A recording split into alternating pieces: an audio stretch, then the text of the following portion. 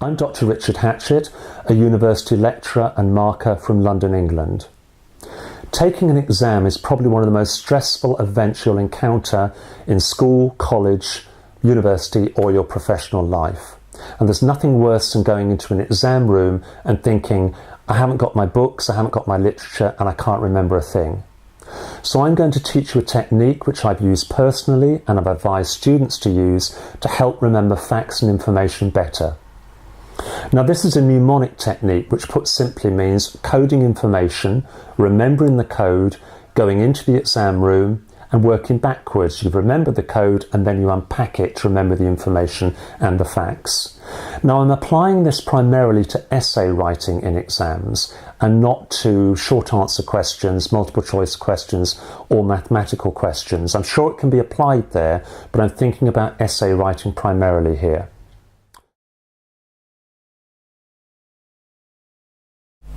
Okay, let's start by more clearly defining what a mnemonic is.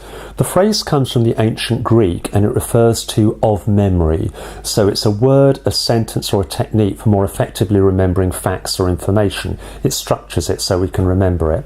Let me give you an example. Supposing we're together in the car and a car comes along and sideswipes us and drives off. And I say to you, remember that number plate, and it's disappearing off, here it is, disappearing off into the distance.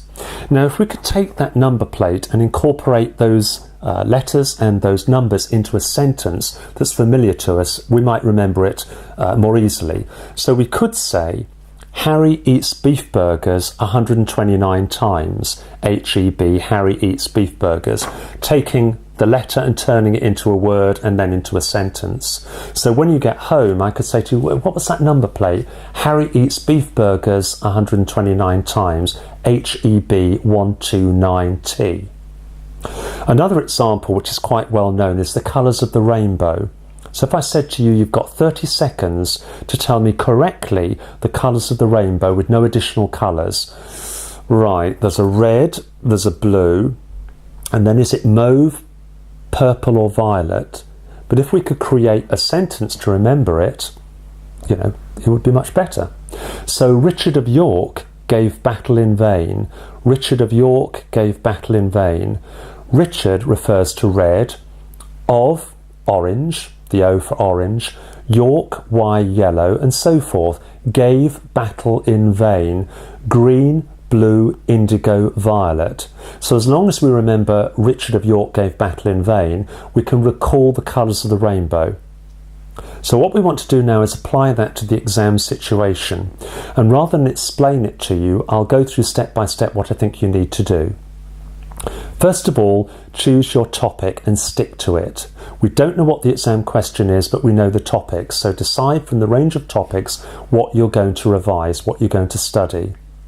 Because you don't know the specific question in the exam, you need to create subtopics, contrasting areas underneath the overarching topic that you're going to study. So for example, and I know you're all studying different things, let's take a common one. Let's say your topic is you're going to write an essay on care of a patient who is having a heart attack.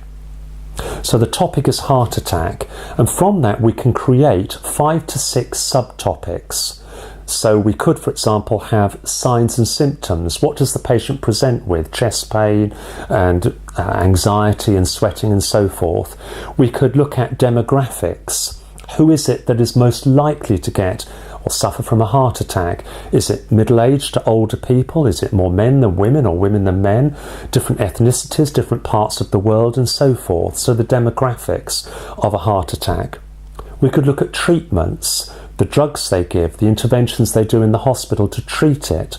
We could look at the aftercare, what happens after the heart attack, ongoing rehabilitation and medication. And we could look at health promotion, all the various aspects around stopping smoking, losing weight, cholesterol and all the debate around that and so forth. So that's 5 subtopics for the topic of heart attack. What we then need to do is to turn that into some kind of sentence. So we can keep the subtopics in order or we can rejuggle them, and we can take the first letter of each subtopic and create another word, another sentence from it. So we have signs and symptoms, demographics, treatment, aftercare and health promotion. We have S, D, T, A, H. So you create a sentence from that which means something to you. So for argument's sake, what about Simon does training almost hourly? Each of those words relates to the subtopic. Simon, signs and symptoms, does, demographics, training, T for treatments, and so forth. Simon does training almost hourly. We need to remember and to revise that sentence, so keep that in mind. Next, you need to make some notes related to the subtopics. I would recommend about half a page to 3/4 of a page, because you've only got an hour and a half to write the essay, so you don't want pages and pages to have to remember. So create some facts on your subtopic on your piece of paper. So for signs and symptoms, think about chest pain, think about blood tests and so forth. But an important point here is don't just write down facts. Compare and contrast them.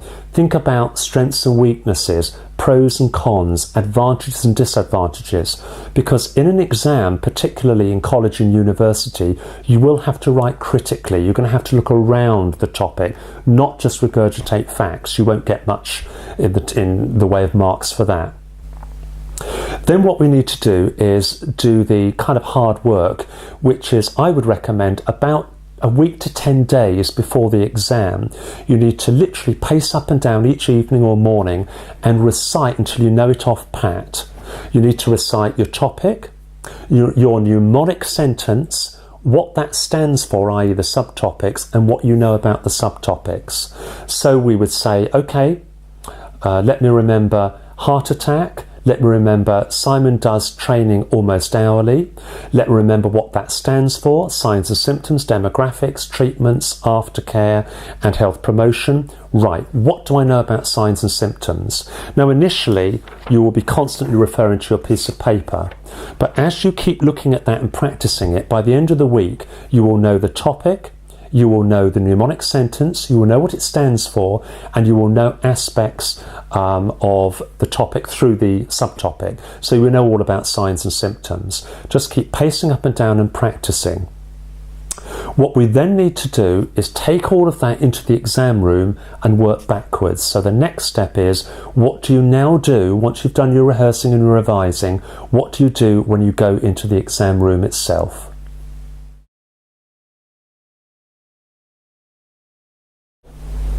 Okay, so the day of the exam has arrived. Now the good thing about the mnemonic technique is it gives you structure, it gives you things to do when you go into the exam room, and I think that does calm you down a little bit. But the first thing is stay calm, because you've got things to do when you get into the exam room. So the first thing to do is, when they tell you to turn over the question paper, is decide the question you're going to answer. Now we know that heart attack is going to come up because it was one of the topics. We look at the question, and the question says, for argument's sake, critically discuss the care provided to a patient in the first 24 hours of experiencing a heart attack. So that's our question. So the next thing is to write down your mnemonic phrase or sentence. And we know that's Simon does training almost hourly. The next thing is to write the subtopics that relate to that sentence. And we know that's signs and symptoms, demographics, treatments, aftercare and health promotion. It relates to that sentence. Don't write anything else at this point. Then you need to decide which subtopics are you going to use to answer the question. You won't use them all. What we don't want you to do is to write everything you know about the topic, because it won't answer the question, it won't get you many more marks, and it irritates the marker, to be honest about it. So decide on your subtopics. Here we have a very specific question. It's the first 24 hours of care. So we want signs and symptoms, we want demographics, we want treatments, but aftercare and health promotion are a little bit later on. So we might mention them, but we're not going to use them predominantly. Then write bullet points under each of your subtopics to give you reassurance about what you know. So under signs and symptoms, you're going to write chest pain and blood tests and so forth. And under demographics, you know, men and women and different ethnicities and different geographic areas. Spend about 5 or 10 minutes. You've got that time. Use it wisely so that you've got some notes you can lean on. Then you're going to write your essay. Remember to give it a good introduction, stating this essay will critically explore, use the phrases from the question, critically explore or critically discuss the care of a patient in the first 24 hours and so forth. Then go through and write critically in the main body, the pros, the cons, the advantages and disadvantages and so forth within the main body of the essay. And finally, give it a conclusion so we know you're ending the essay. You can begin it with, in conclusion, this essay has. Add no new material at this point. It's about 10% of the whole essay. Just draw back and conclude. What have you talked about? What have you concluded? So the mnemonic technique is useful in giving you structure when you revise, because you've got to revise the material anyway. It does take time anyway, so you might as well do it in a structured way. And it helps you when you go into the exam situation to know exactly what you're going to do rather than walking into the unknown. You know you've got to put your mnemonic sentence or phrase down. You know you've got to write your subtopics, put some bullet points, and you know you've got to do an essay with an introduction, with a main body and with a conclusion. So it helps you focus on what you're going to do, because it takes away the fear of the unknown by giving you some structure. Wherever you are in the world and whatever you're being examined on, I wish you all the best.